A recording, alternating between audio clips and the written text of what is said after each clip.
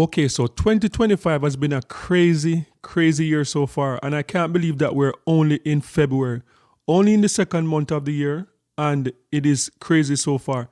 So today I want to talk about two leaders that for 2025, it's a make or break year. And for these two leaders, the first one I'm going to talk about is the Prime Minister of Canada. The Prime Minister of Canada, Justin Trudeau, who announced about a little over a month ago that he's going to step down and make way for a new leader in Canada. So Justin Trudeau just yesterday did something that a lot of Canadians feel like this is something that is going to break Justin Trudeau's career and is going to put him in the category of being one of, if not the worst prime minister in the history of Canada.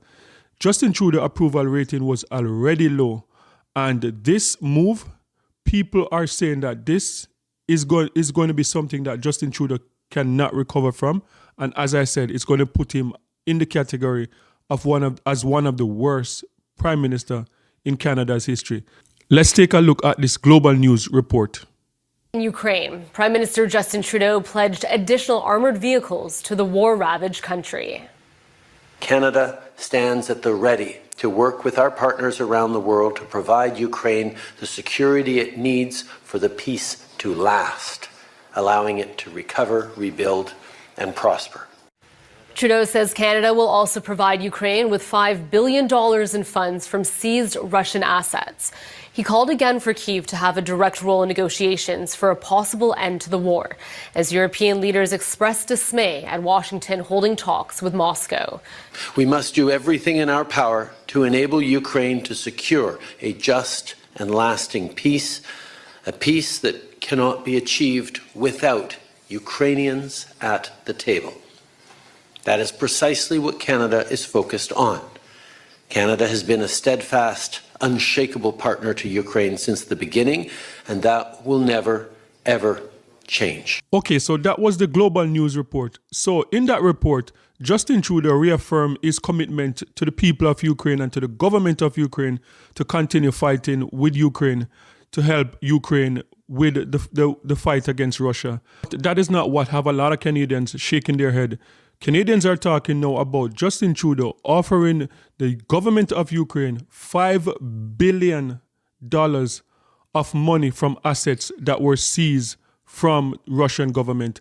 And people are questioning the efficacy of that. Can the Prime Minister, Justin Trudeau, the Prime Minister of Canada, can you legally give the government of Ukraine $5 billion in asset that was seized from Ukraine? So that is what a lot of Canadians are questioning, waking up today questioning, is this something that the Prime Minister have the power to do?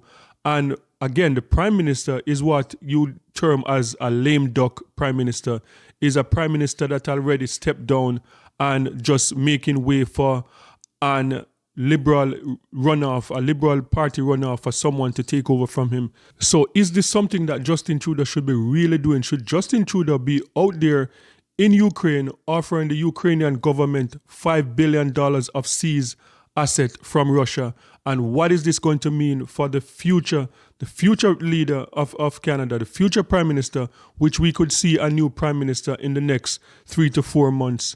And when you look online, a lot of people are not agreeing with this move because they believe that Justin Trudeau being a lame duck Prime Minister, Justin Trudeau should not be making decisions like this that could impact the future leader, the leader that is going to be coming in the next couple of months. So guys, sound off in the comment section and let me know what are your thoughts about this move. What do you think about Justin Trudeau offering the Ukrainian government $5 billion in seized asset from the Russian government? And do you think that the Russian is going to retaliate for this move? Sound off in the comment section and let me know your thoughts about this. So next I want to talk about the Prime Minister of Jamaica. So Dr. Andrew Holness, the Prime Minister of Jamaica, is on a mission. And we've seen since the Donald Trump being elected and this whole mass deportation and the announcement that there are people, Jamaicans, that are going to be deported, we have seen Andrew Holness take on it, and it's a bit of a different take from what we normally see in Jamaica. So Andrew Holness is welcoming home Jamaicans and he's putting a positive spin to it. So in a town hall recently, Andrew Holness was out talking to people in the diaspora in a town hall setting, and this is what Andrew Holness had to say about Jamaicans coming back to Jamaica, especially from Donald Trump mass deportation. Let's take a look. I do often reflect on how productive the talent we have exported is in the countries that they have found residence and how they have contributed to the GDP of those countries. And you do wonder, what have we lost? What could we have achieved if we had good economic management, if we had a solid rule of law, if we had good infrastructure? What could we have achieved? So I go back to my original statement. We are all proud to be Jamaicans because with all the adversities, we have achieved quite a bit. But we could have achieved so much more. It is time that we have a net influx of people into Jamaica. It is time that our Jamaicans feel that they can flourish and grow in Jamaica. Our unemployment rate is at 3.2%. That's practically full employment. Practically. So labor is now a constraint on growth. And even with what is happening with the deportation of Jamaicans, in former times, we would look at it as a major threat to the country.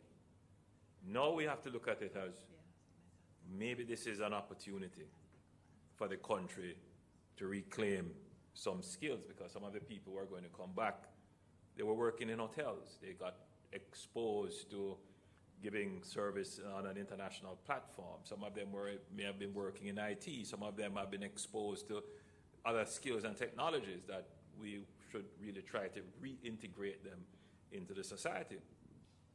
There are also some demographic issues that we have to pay attention to. Jamaica is a fairly young population, but you know what? We're an aging population. And can you imagine that we're at the point where we're going to say that we need more labor? Okay, so that was the Prime Minister of Jamaica, the Most Honorable Dr. Andrew Holness. And as you can see, 2025 is meaning something different for these two leaders. As I said earlier, Justin Trudeau, 2025, Justin Trudeau had to step away from being Prime Minister of Canada and to make way for a new leader because he was so unpopular in the poll, and that all the polls indicated that if Justin Trudeau had run for re-election, he would have faced the biggest defeat of any Prime Minister in Canada's history.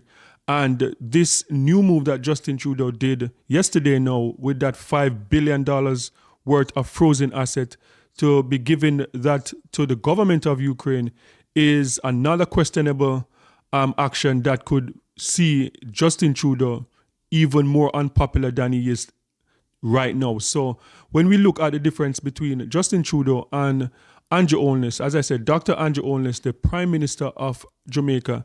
So Andrew Holness on that diaspora tour, as I said, like he's embracing the fact that a lot of Jamaicans could return to Jamaica based on mass deportation, and that Jamaica is we're bragging about an unemployment rate, 3.2% unemployment rate, like the lowest unemployment rate in the history of Jamaica.